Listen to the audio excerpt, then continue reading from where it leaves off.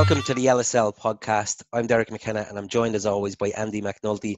Andy, how are you this evening? Derek, great, thanks.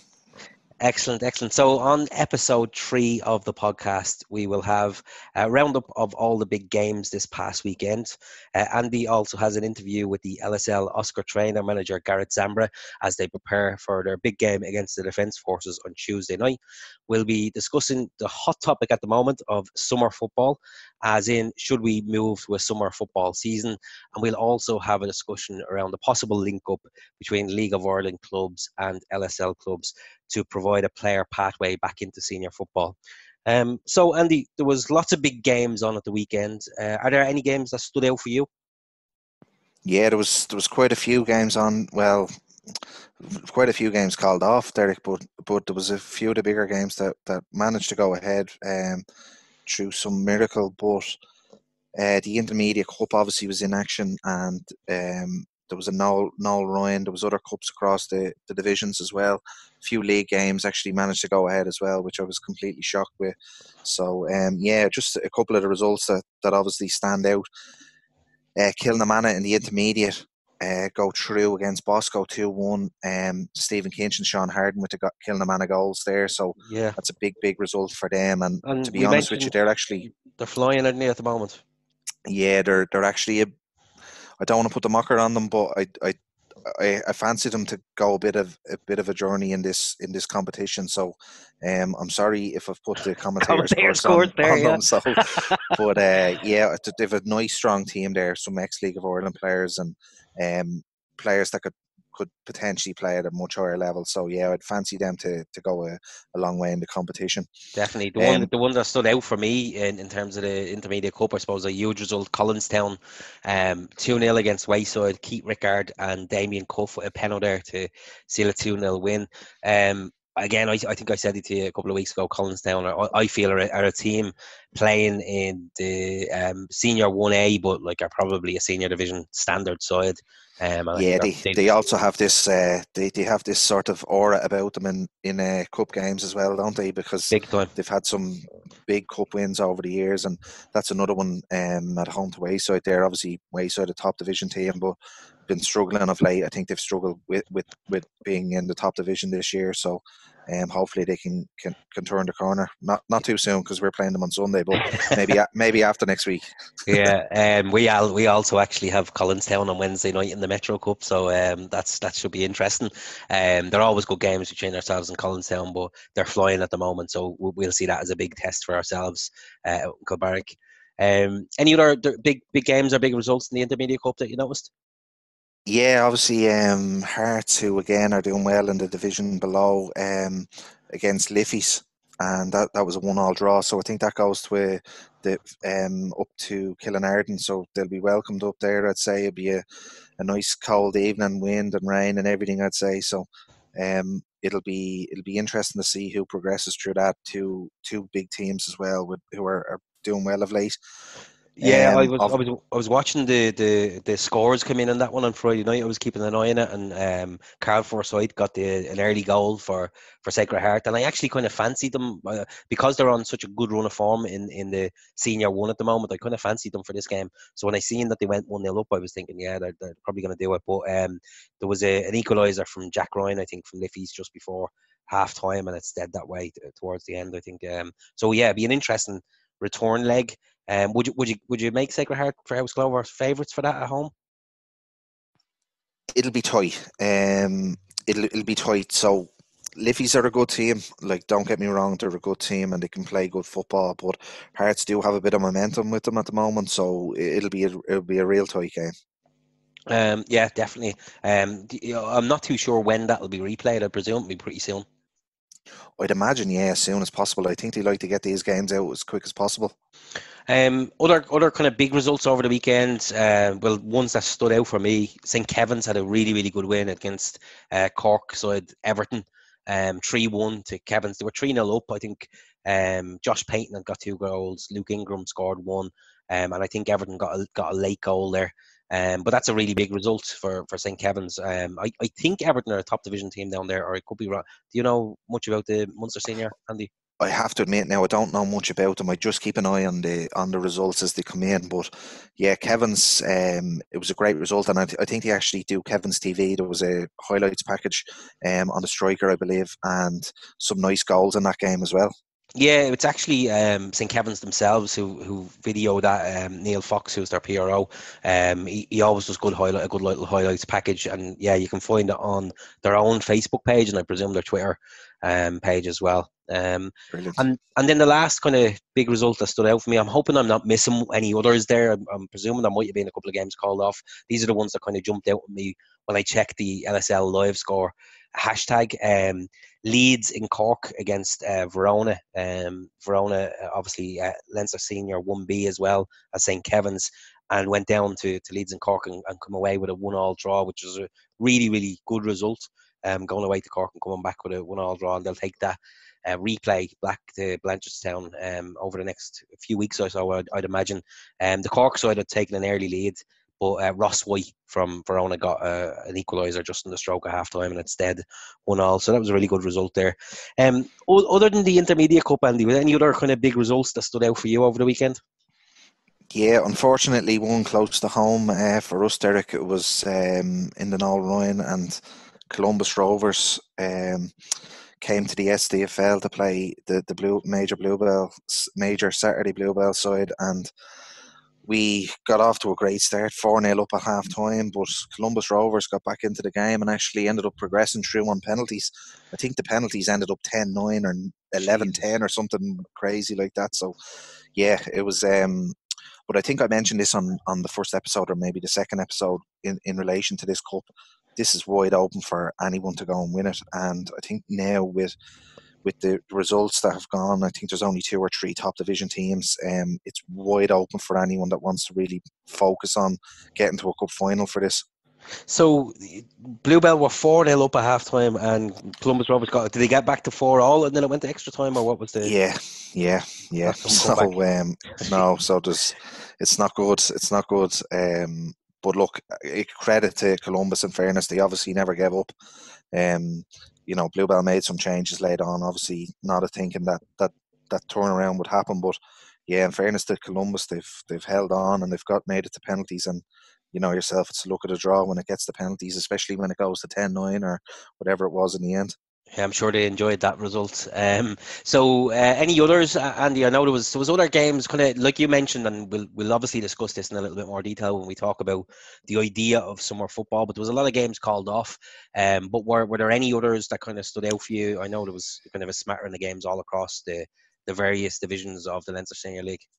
Yeah, just on a Saturday, Crumlin in the major Saturday division, they beat Pats 6-2. So that's them, applying a bit of pressure to the Bluebell side again. A fantastic Crumlin side again. They're after putting together a nice young team there again, and like they'll be there or thereabouts at the end of the season. Ashbourne versus Swords in Division 3 Saturday. That was a comprehensive win for top of the table Ashbourne. Then actually Mid Sutton Sportslink as well beat Comfy 5-1 in the same division, and I think that puts them into second with that win. So they're that's a good win for both teams at the top division, at the top of that division. Then on the 3A Saturday, McKelvey beat Mount Marion 7-0. So that was Big a win. one for the Bucks. Yeah, it's a big win. And Oliver Bond beat Hyde Park 2-1. So yeah, so that's pretty much everything on the Saturday that kind of jumps out at the moment. On a Sunday, there was a big win for Cherry Orchard in the senior Sunday division, Seeing and that, that's yeah. it's a huge 3 points at the bottom for them because they had a bit of a shaky start and change of managers and stuff like that. So that'll be a big confidence booster for the Cherry Orchard side. I believe it's not an easy place to go to, Edenderry. Yeah, you might have seen some stuff online during the week. Yeah, it's a tough environment. I've experienced it myself. It's not very savoury now. I have to be honest with you, and like this is just my own point of view. I wouldn't be too pleased playing for Eden Derry if that was to carry on from the line. If I'm being 100% with you, it's just some of the shouts are absolutely horrific. So yeah, I hope they can really start considering what's going on down there, because it's not conducive to the football and what we're trying to do. It's very disappointing when you actually experience it. That was actually my first time being down in Edenderry this season Yeah. ever, and I thought people were blowing it all out of proportion, if I'm being honest with you, and but I came away from the game astounded of what was It's a actually being. hostile atmosphere, I believe. It's mental, Derek. It's so hard to describe. It's so, and apparently this is going on a few years. So look, I don't know. Probably something for the background people to be looking at in Edenderry. But sure, if it's going on this long, probably not. Um, I better move on before I get myself in trouble talking about this one. So No worries. Sorry, I put you down a rabbit hole there. I shouldn't even. no, it's fine. Yeah. Uh, In Sunday one, then you've got a good league slips team. Have beaten Greystones there. It was 1-0. 1B, Francis beat Ardmore, which I Huge suppose result. you could kind of say it was a shock given the league positions, but Francis have a few games in hand, and they've a nice little side there together. They So do. I think they'll go on a bit of a run, and they'll be there or thereabouts at the end of the season as well, I would imagine. Yeah, I have to say I was quite happy to see that result. Obviously, for selfish reasons, because Ardmore were kind of sniffing at our tails a little bit. For Kilbarrack, obviously, but Francis are putting together a good run of results as well. And like you say, they have games in hand. Huge result for them, 5-1. Because as I said, Ardmore are a very, very strong side. We spoke about this last week, Yeah, and I was impressed when I seen Francis as well earlier this season. They're a very, very good side. Who there was a few goals scored by, was it Owen Lanigan, got 4 in that game. that's right. Yeah. Yeah. So and then Kilbarrack obviously had a good win, which I was at myself, 5-0 against Corduff. Really, really impressed with Corduff. Honest to God, I could not believe how good they were for a team that are about bottom of the table. They were the better side in the first half. They created some really good chances. They hit the post. They missed kind of a sitter on the line, and if they had that game was kind of finely balanced. Even when Kilbarrack took the lead, kind of late in the first half, if Corduff had got the next goal, you could have seen them going on and winning it. They were a really, really good side. But in the second half, we made a couple of changes. Young lad, Aaron Brennan, come on. He's only 17 years of age. He scored a hat-trick. And, it was great to see him get a hat-trick after coming off the bench as well. So it was a good win for us. But I was really, really impressed with Corduff. They should be really proud of the football that they play there. Obviously having a tough season with them in bottom of the league. But, if they keep doing what they're doing, I can see them progressing and definitely kind of getting some good results as the season goes on.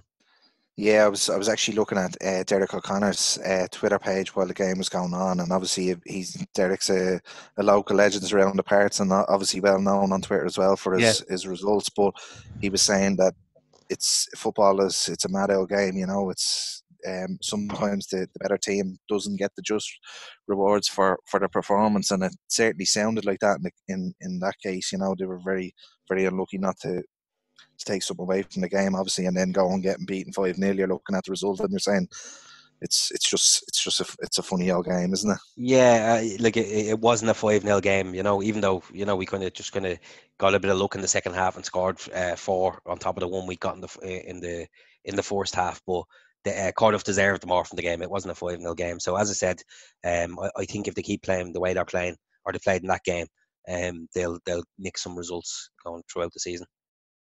Yeah, good stuff. And just then further down, so you're looking at Major Sunday, Sheriff away to Blackrock College, 3-2 win for Sheriff there. Major 1 Sunday, 5-2 East Wall, Stella East Wall FC against Dingle United. So 5-2 to East Wall there. Major Sunday was a big win for the Gate at the foot of the table, 4-3 away to Enniskerry. So that'll give them a bit of confidence now, hopefully to go on and get a few more points to get out of the relegation zone. And then finally in 1A, you had a big win for Willow Park, 5-0 at home to Tech United. Yeah. So that applies a small bit of pressure at the top to Collinstown and Tolka in that division. So, yeah, there's some of the standout results over the weekend, Eric.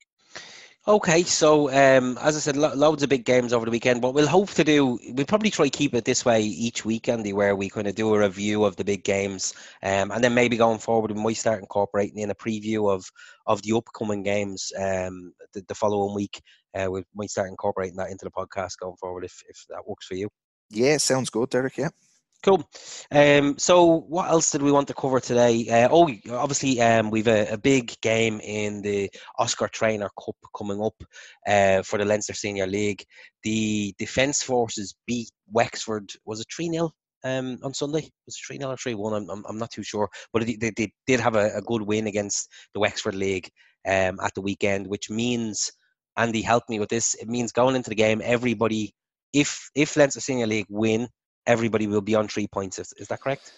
Yeah, that's right. And then I one of the lads from the Defence Forces, I think he's involved in the Defence Forces, he sent me on the rules, and it's some permutation of points, of goal difference. So I think obviously depending on the result, it can go a number of different ways depending on the criteria, but I believe it goes down to some form of a goal difference scenario. So that's obviously granted the Leinster Senior League win. So hopefully that happens Tuesday evening. So yeah, looking forward to that game. I'm going to head down. I'm going to give Gareth a dig out warming up the keepers, and then I'll be able to enjoy the game from the sideline. I love the way you say some form of goal difference, because myself and yourself read through those rules and we couldn't make head nor tail of it. So, but it is some kind of it's either goal scored or goal difference, or there's a few different kind of permutations there, isn't there? Yeah. Again, look, it was just a quick glance over it just before we came on, but yeah, I might get an understanding before we go through kickoff, so I'll be able to explain it to the lads if I need to. Yeah, definitely. Look, we'll have a listen to your interview with Gareth now, and we'll have a chat about that in a second. With Gareth Zambra, who is the Leinster Senior League Oscar Traynor manager. Welcome, Gareth. Hello, Andy. How's it going? Yeah, very well. Thanks for joining us this evening. Thanks very much for the call. No problem. So, Gareth, big game in the Oscar Traynor Trophy against the Defence Forces on Tuesday night. So, obviously, look, it was a poor result against Wexford in the first game, and you were probably unlucky not to take something from the game. But the performance wasn't all bad, in fairness. And I suppose the good thing for yourself is you have a chance to make up for it on Tuesday night against the Defence Forces. Ash, you know yourself, Andy. When you lose, I think all results seem bad at the time. But I was happy enough with the performance. It was very good considering the state of the pitch was really heavy and the weather conditions. Listen, we played really, really good football. We had 4 or 5 clear-cut chances. Couldn't get the all-important first goal, which I thought was vital under the conditions. And they went up, and I think they scored against the run of play from air corner kick. So on the day, listen, we done everything we could. Couldn't fault the players, but it just wasn't to be. We caught on the break by a sucker punch. And looking at the game realistically overall, I probably thought a draw probably would have been a fair result in the game. Yeah, obviously at that there we missed some key chances at key moments in the game, but look, that's football for you, I suppose. Obviously, given that you played well enough in the first game, and obviously, as you say, unlucky with the result of a draw, probably the fair result on the day. But given that, are you going to make many changes for Tuesday night's game against the Defence Forces? I don't think I'll change too much. I probably think the all weather might suit us. Probably make 1 or 2 changes. I couldn't really fault the 11. I think we're missing 2 players, I think, for tomorrow night. So I'll have to make 2 changes. But the effort on the day from the players that played in the first game was top class. So I wouldn't really be making too many changes to the starting 11 now. And speaking of the players, I suppose obviously the Defence Forces are going to have a strong enough team in their own right. But tell me a bit about your own players and who you have available for tomorrow night. Well, I've picked a squad of 18. I've 5 lads from Usher Celtic. I have 3 from Oliver Bond, and I've 10 lads from my own Bluebell Saturday team. Usher Celtic, as you know, I think they won Premier A there a couple of years back. The likes of Jordan Buckley, who's quality attacking player. Darren McDonald, a big strong centre half. Calvin Douglas, the young fella can play anywhere for you really. Stephen Donnelly, he's top goal scorer, and Silviano. I'm not going to try and pronounce his second name because Yeah, leave that one to you. I don't know. He's a top class goalkeeper. So, and listen, they're all top players. They're used to winning. They've a winning mentality. So I'd expect him to shine now tomorrow night. Looking at all of our bond players, Jimmy McHugh, I think he scored in the Regions Cup qualifier there for Leinster and Connacht there in the last game. Yeah, we missed him in the Wexford game. So he's back in the squad tomorrow night. He's a top class player. I think he scored 80 something goals last year. Top centre forward, big, strong, quick, good in the air. Young Willow McAdams, midfielder. He can play in the 10, he can play in the wing. Good pedigree too. Was with Pat's 19th and Mikey Malone, strong, hard tackling centre midfielder. Do a job for you. And as I said, they're another team. I think they've won 9 trophies in 3 seasons. So the winning mentality is in their team too. And then, of course, last but by no means least, of the players from Bluebell, Tony Griffiths, Scott Lawless, young Josh Doyle, Jordan Rowe, Shawnee Gleeson, Leo Freeman, Craig O'Brien is another goalkeeper, Sean Quinn, Leon Heffernan, and Thomas Caffrey. Listen, what can I say about my own boys? Every time I turn to them, they just seem to get better and better. Tony Griffiths is probably be an integral part of the squad tomorrow night. He's actually the assistant manager with me for the LSL team. He's centre midfielder. He's probably one of the best 6s in the Leinster Senior League at the moment. Scott Lawless, I know Scott, I think, since he's 10. I've managed him at Crum United schoolboys, and now I'm lucky enough to have him again under me with Bluebell. And then you have young Josh Doyle, cracking little player. I think he's 16, he's not 17 yet. Jordan Rowe is only a young lad as well, starting to make his way in the game. Shawnee Gleeson, I think he's won everything in the game. Never has a bad game, Mr. Consistency. Leo Freeman only came to me this year, left full, tough tackling, good in the air, reads the game well.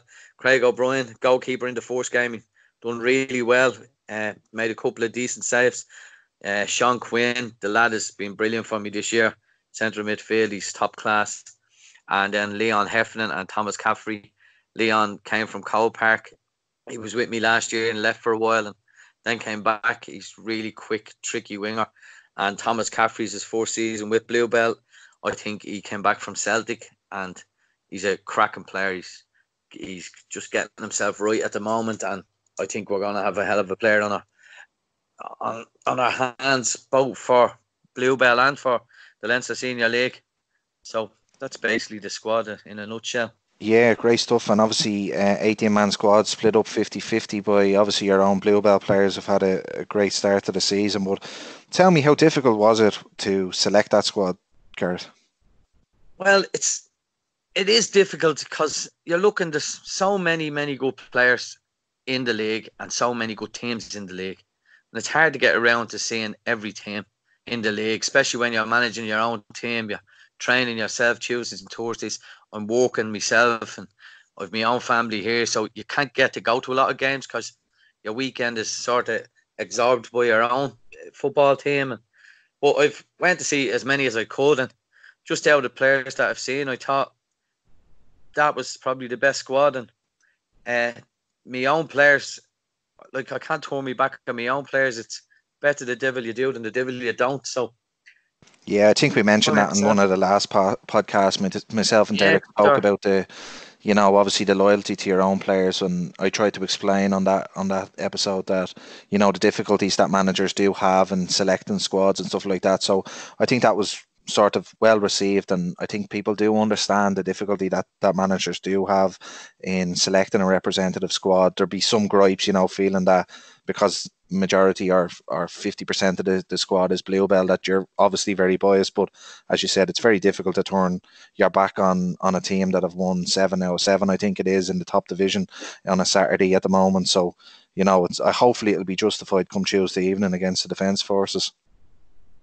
Well, hopefully they pay me back and we get a win and roll on to the next round and take our chances then in the hat and see who we get.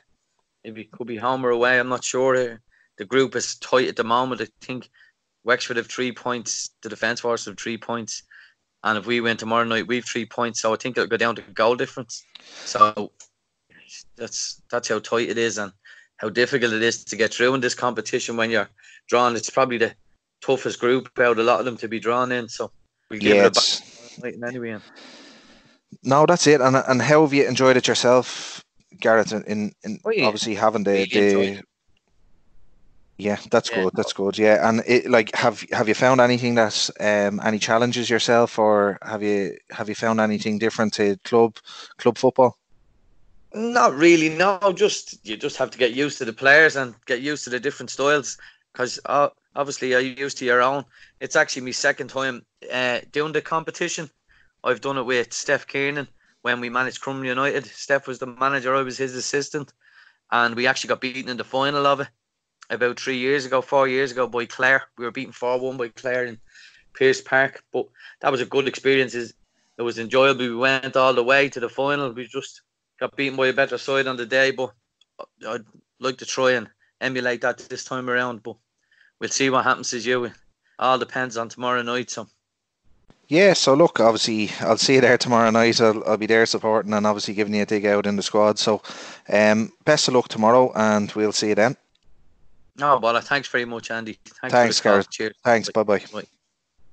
Okay, so that was Andy and Gareth Zambra there. So, Andy, obviously, we kind of touched on it on the kind of podcast last week where we spoke about the difficulty in picking the squad, and it looks like a really strong squad. Obviously, there's lads in there from Oliver Bond, there's lads in from Usher. I think there was a lad called up from Crumlin today as well. Was there? I don't know whether. Gareth I think Stephen Best was called into the squad. I'm not too sure if he's available now or not. But okay. Yeah. I think he was the one name from Crumlin, but I'm not sure if he's available for the game tomorrow. Yeah, so it does seem like a strong squad. It's going to be a really difficult game. The Wexford League are no pushovers, and the Defence Forces went out and, as I said, had a good win against them at the weekend. So it is a must-win game. And kind of on top of that, as well as it being a kind of a must-win game, you kind of need to get a few goals in as well. It's the top two of the group will go through. So if hopefully there's a win, a 2-goal win would be what would be required, I believe. Because the Wexford League beat the Leinster Senior League 1-0. So if it was a 2-0 win, hypothetically, that would potentially see us through. Yeah, I think so. They were beaten 3-1. They beat us 1-0. So that's -2. So obviously then, yeah, I think it's a 2-goal swing then, is it? Yeah, I 2-goal swing. Yeah, I think so. There's a few different kind of permutations there, but we kind of know a win or a 2-goal win would definitely get us through. So, but look, that's we'll touch on it again next week, I suppose, when we'll be able to see what happened in that game, and we can perhaps get a little bit of a report on the game from yourself. Yeah, we'll do. Obviously, depending on the result, I'll see if I can get an interview maybe after the game with Gareth again and see how it goes. Perfect. So we touched on it a second ago, Andy. Summer football, the amount of games that have been called off over the last few weeks, particularly you guys at Bluebell. Is it 3 weeks in a row you haven't had a game? Yeah, I believe so now. Yeah, 3 weeks. So disaster. At this time of the year, it's like this kind of perennial thing that we always end up having this discussion. I've been having it for years now, and you seem to have a group of people who are big advocates of moving to summer football, and on the other side, you have those kind of group of people who say, "Look, leave it as it is. It's fine. We have this bad weather every year. Everybody has a moan about it, and then we stick doing what we're doing, and everything turns out fine in the end."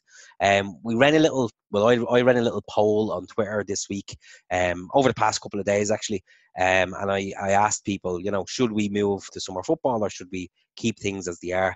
I was quite surprised by the results. There was 180 people voted on it, which is a significant enough sample of people.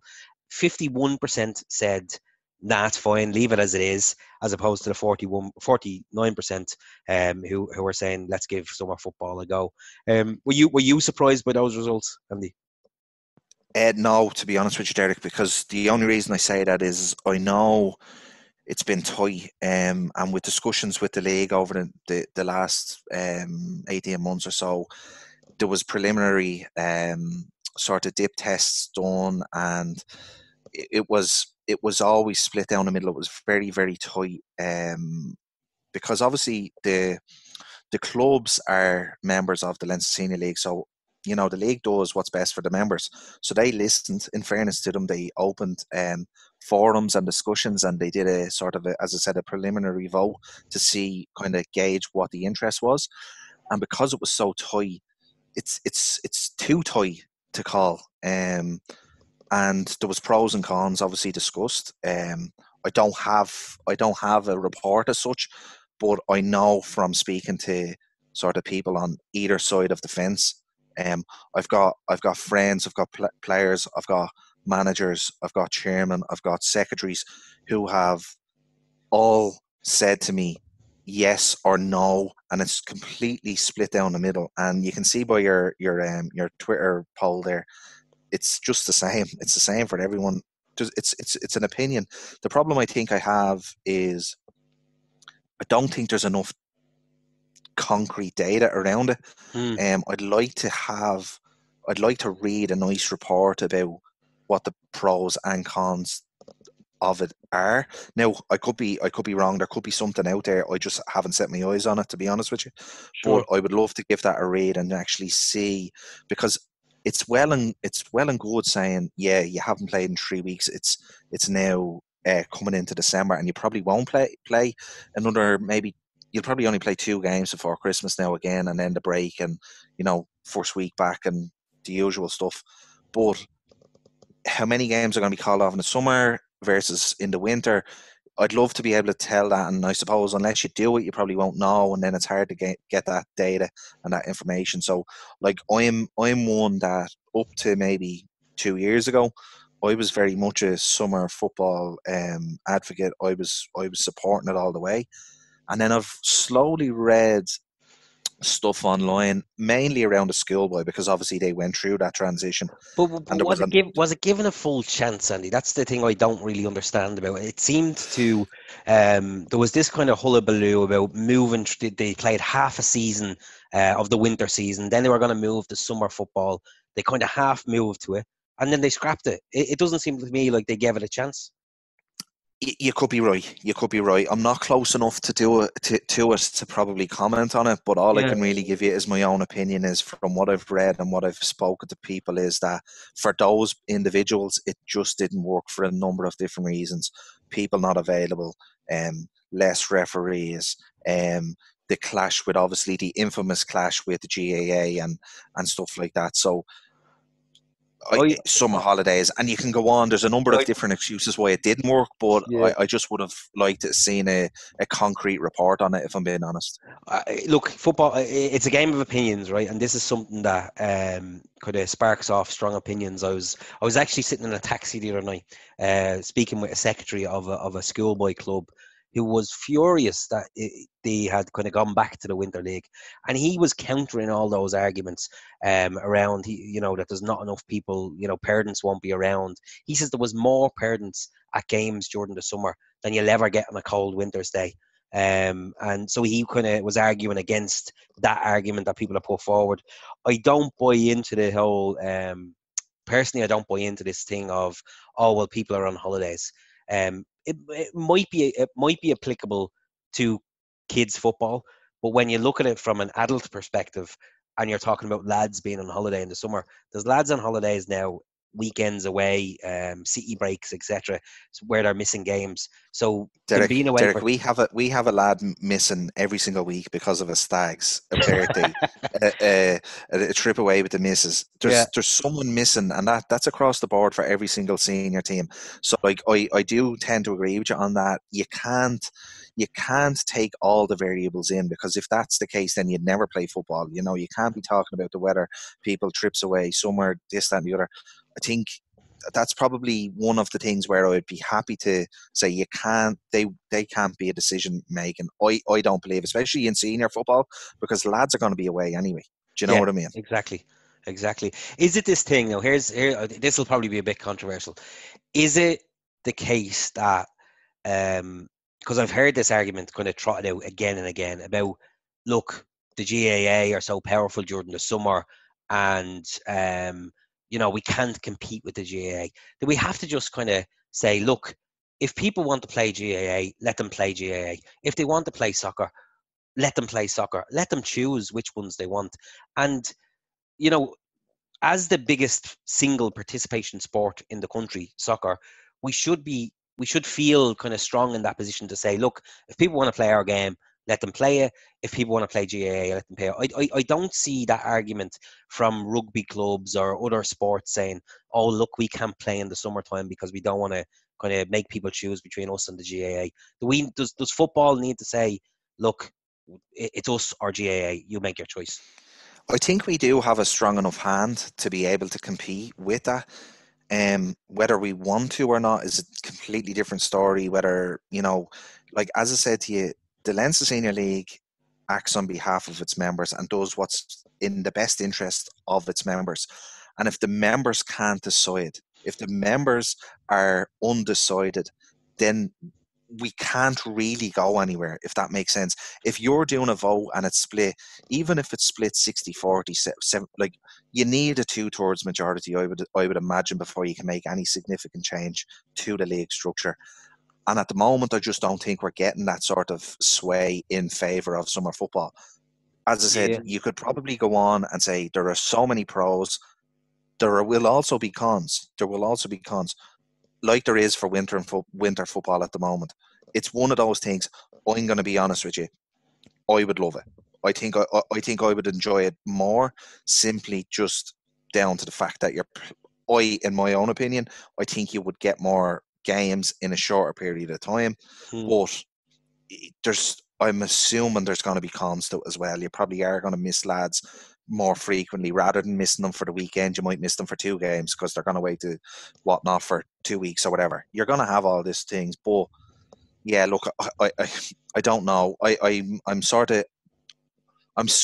probably 60-40 in favor of going for it. But again, I don't have enough information to kind of make it an executive decision on it, if that makes sense. Yeah, I'm kind of the same. I'm like, one part of me wants to see it tried anyway, just to see does it work. And I think there will be benefits in the sense that who doesn't love those kind of, once when we get to midweek football in the kind of in the current winter season, and who doesn't love being out on a kind of a nice evening watching a game of football in the local park, and you do see the bigger crowds coming to games.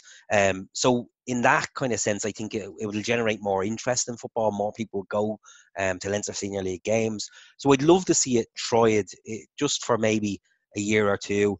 If it doesn't work out, then obviously you can always go back to the Winter League. But I think you're right as well. It probably won't happen in the short term because you will need a 2/3 majority potentially to vote it in. And I think the way things are going in amateur football over the last few years, you'll have seen it obviously with the amount of teams now who play on Astro. Maybe it's becoming less and less of an issue with the more teams that have accessibility to Astro pitches. The whole idea of games getting called off is not going to come into play anyway. So I know when I asked the question on Twitter, there was a few people responding saying, look, we didn't agree with it. And one of the points raised, and again, I think it was by Derek O'Connor, who mentioned, look, it's about accessibility to Astros. If you play on a grass pitch, that you always have a backup Astro to play on. So if your pitch is called off, you potentially have you can get it switched onto the Astro. So maybe that's something that clubs need to look into as well. If we do stick to the winter season, it's having that accessibility. You're spot on, Derek, because all you have to do is look across the leagues and see the teams that have. I actually mentioned it last week, I think, or the week before, about Liffey's having played there. I think it was their 5th or 6th game in a row on the AstroTurf down in Rings End. Like, that wasn't me having a pop.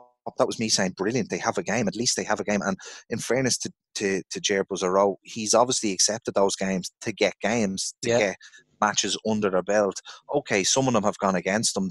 They've got beaten or whatever. But like, you have to play games. And he's probably thinking to himself, in the longer run, it's better to get them out of the way now, rather than having this clog at the back end of the season, which we all know happens. And look, that's through no fault of anyone's. It is the weather, and we kind of are at the mercy because we do live in Ireland.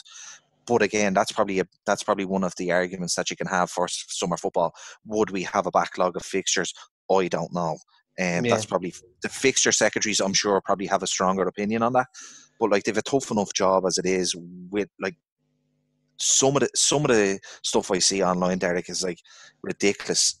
People having a pop, like, it's the weather. There's nothing you can do. You can only get the pitch into the best possible position to play the game, and if it's unfit, if it's unplayable, then so be it. I don't understand why people really get upset about it. It's disappointing. Everyone wants to play. Everyone wants to play every single week.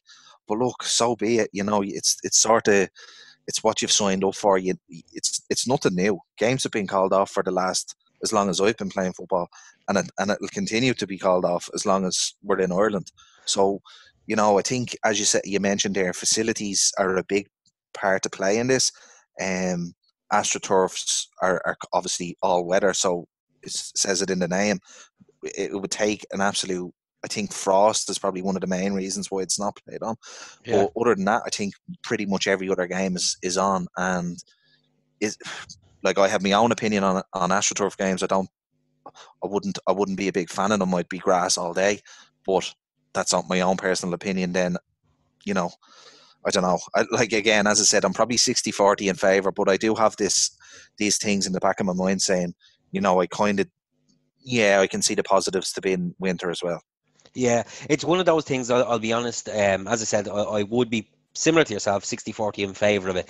However, do I think it'll happen? Probably not.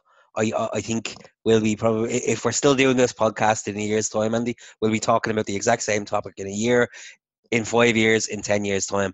And I don't see it happening, because there seems to be that kind of 50-50 split where people are for it and people are against it.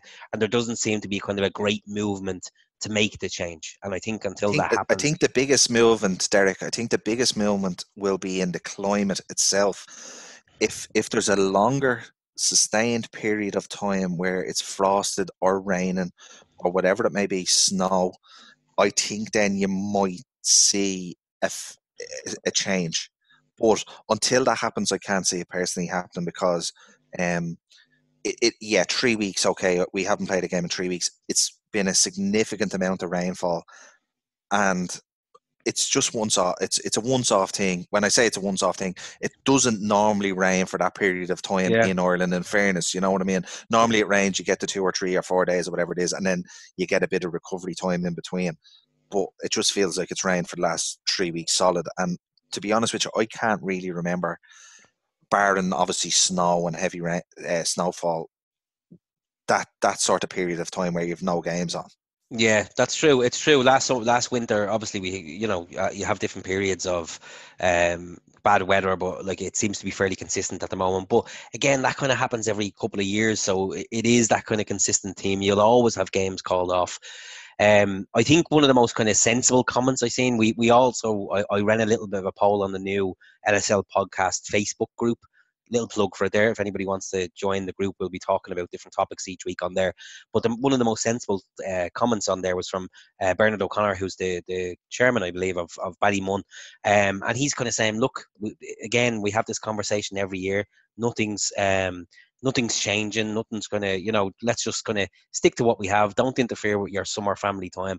And let's continue as we always have done. And it's probably the most sensible comment I've seen. Yeah, look, loads of it, as I said, different clubs, and you'll see even at the top division, even those that have AstroTurf, even those that have excellent facilities, will all have difference of opinion. So until I think it's massively in its favour, I don't think we can see a change. Or, as I said, unless there's a massive climate change where we're seeing maybe a 2-month period of heavy rain or snow or whatever it may be, where you've got sort of 6 weeks to 8 weeks where there's no games on at all. Yeah, I think that's probably when it'll start to force the hand of those that were against it in the first place. Sure. It's one of those topics, Andy, we could probably talk about it all day, but we won't in the interest of time and not boring people. But look, it's something that we potentially could revisit at some stage in the future. And if people have opinions on it, feel free to message us on it. We might bring it up again at a later stage on one of the future episodes. The final thing we wanted to touch on today, Andy, was, and I kind of mentioned this on the interview I did with Noel Mooney earlier or last week. One of the listeners of the podcast messaged in and asked my opinion on the idea around a kind of a link up between League of Ireland clubs and Leinster Senior League clubs. And his point was there's a lot of players who are playing League of Ireland under 19 or perhaps even under 17 who potentially might not make the grade straight away, and they might drop away from that League of Ireland structure, League of Ireland football. And would it be beneficial to have some form of a link up with a Leinster Senior League club to get them in, get them playing senior football, and use that as a way of getting them back into the League of Ireland for the under 19 setup, or potentially even senior sides? What do you think of that idea, Andy? In short, 100%. Okay. I'd be massively in favour, and the only reason I'm saying that is I can actually we've seen the benefits ourselves. We sat down a couple of years ago as a board and as a club, and we said we were having an aging team both on our Saturday and on our Sunday, and we said, look, what do we need to do? We were a club in transition, and we had come off the back of very successful seasons, and lads were just getting older, and we were starting to see it on the pitch, and we were saying, look, what do we need to do? And collectively we agreed that we needed an influx of youth into the team. What did we do? We reached out to a few of our contacts across the leagues, and what we actually found was some of the 17s and some of the 19s players that had been released across the league were actually coming up to train with us. And to be honest with you, Derek, well coached, well drilled, maybe just not good enough to make the step up to first team or beyond, but certainly good enough to play in the Leinster Senior League. And we actually benefited. We're starting to see the Saturday team really benefiting this year. They benefited last year, and they're really, really making massive inroads this year. But also on the Sunday side of things, to make it up to an intermediate level, we had lads that are coming off the bench at 16, 17 years of age. I think one of the games last year, I can't remember the game itself, maybe the Mocktus game. I think at one stage we had 4 under 17s on the pitch. That was on a senior Sunday intermediate team. And to me, that was really a point in time where I said, do you know what? We're doing the right thing. And, you know, we had, like, I'll just mention one, Alex Moody, who was our goalkeeper. He came from, I believe, the under 17s in Shamrock Rovers. He got game time. He played pretty much every game for us at a Sunday level, and he didn't look out of sorts. He was brilliant. He was probably man of the match in at least 50% of the games that he played. Okay, he was brilliant, standout performer for us. We get regular people down to watch us in the Red Cow, and they were all from the league, and all of a sudden he had offers straight back on the table. Okay, look, we got 6 months out of him. We got a good 6 months out of him. But like, I believe it's benefited him playing in senior football much more than what it would have been in. And I'm not even sure if he would have been playing at the 19s level, because they have a young fella down there, under 19s Ireland or under 21s Ireland fella. He's meant to be different gravy, and he'd be promoted into the first team pretty shortly, I believe. But he wouldn't have played. He wouldn't have played at Shamrock Rovers. So the 6 months he came away, it was a great experience, and I would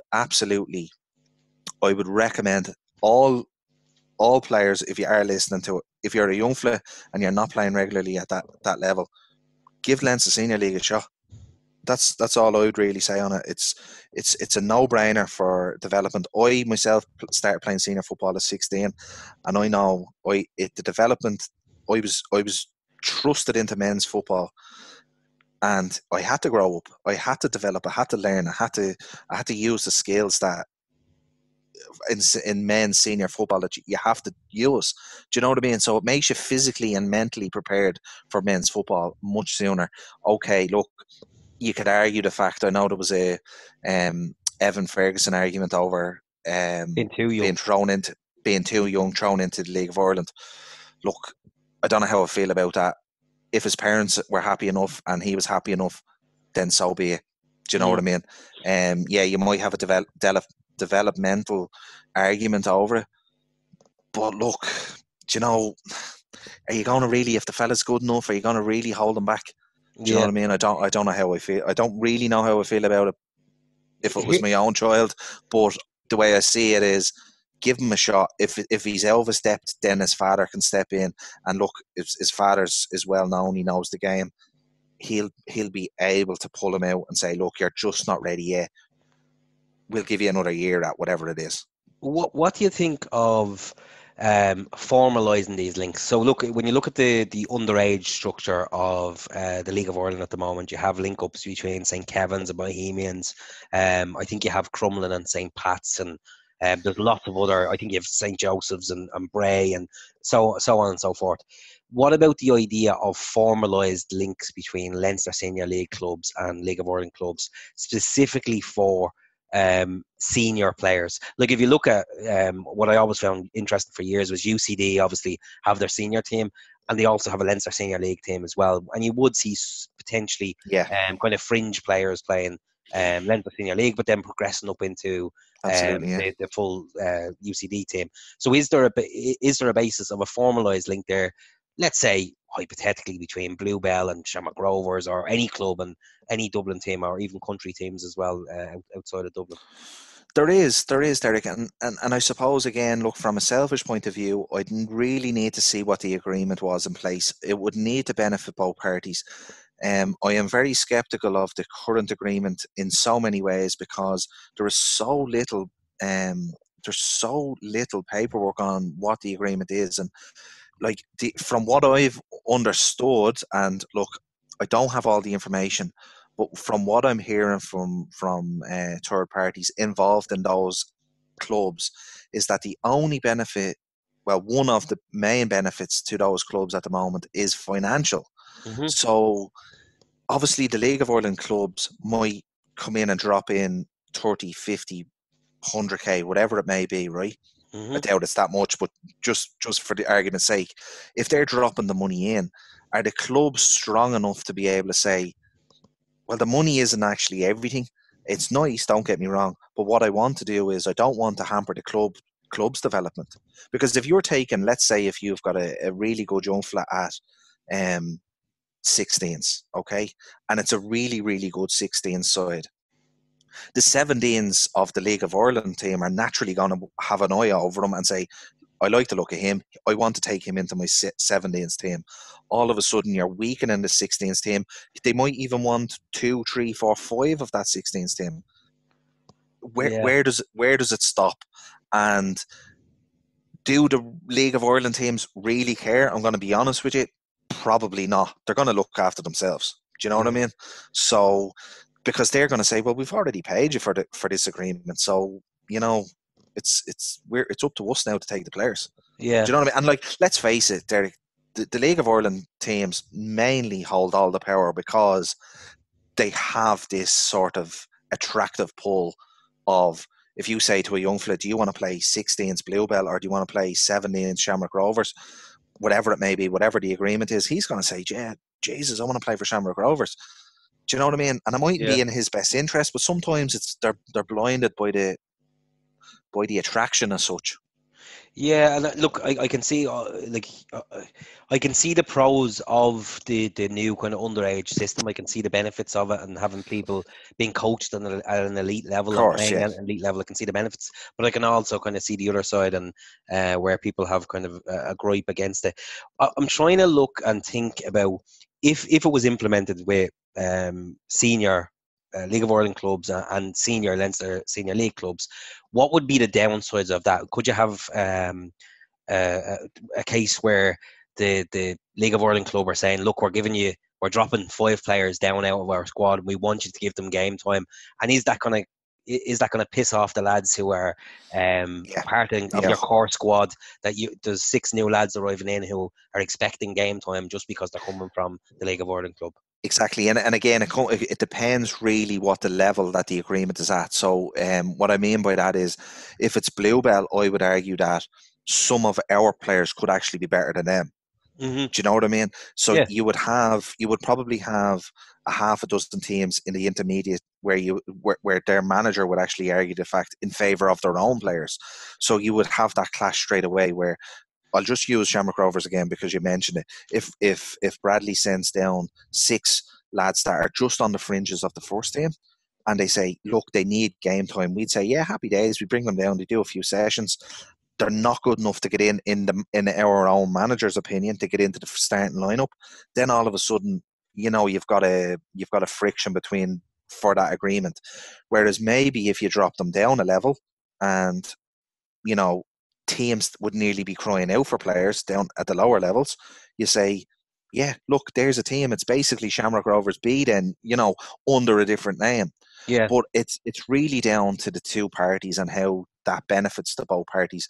It has to benefit both teams, both clubs. Otherwise, in my opinion, it's a waste of time.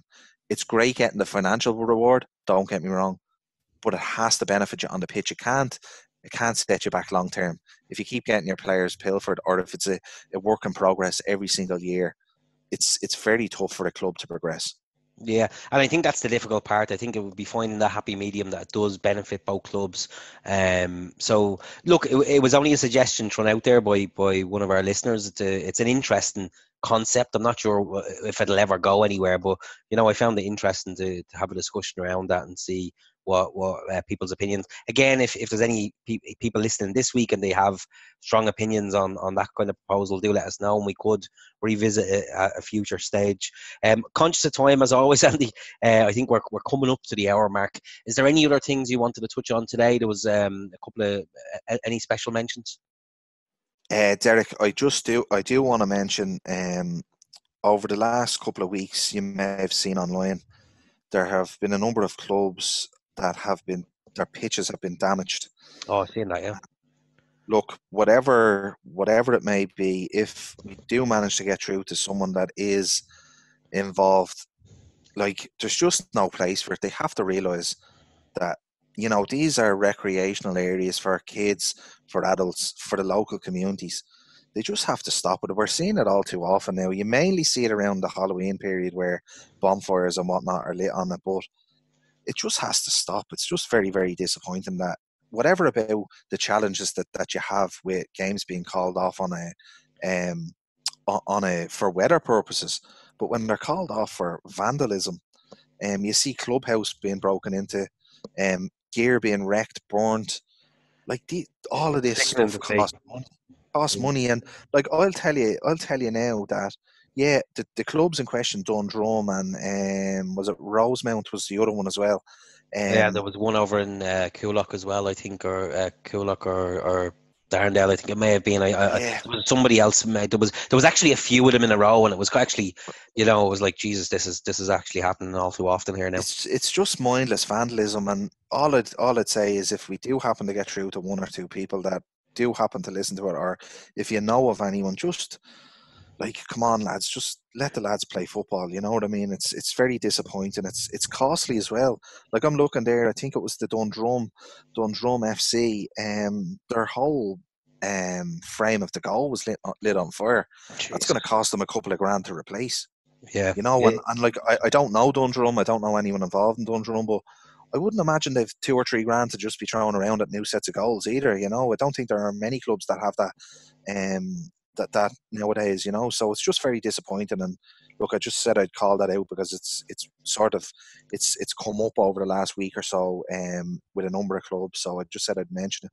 Yeah, it is. It's heartbreaking to see, especially for those clubs that can't afford it. I know no club can afford to shell out on repairs to a pitch or damage to their clubhouse or whatever, but it's especially the clubs who really, really can't afford it, and they've literally nothing, and then their pitch is destroyed as well.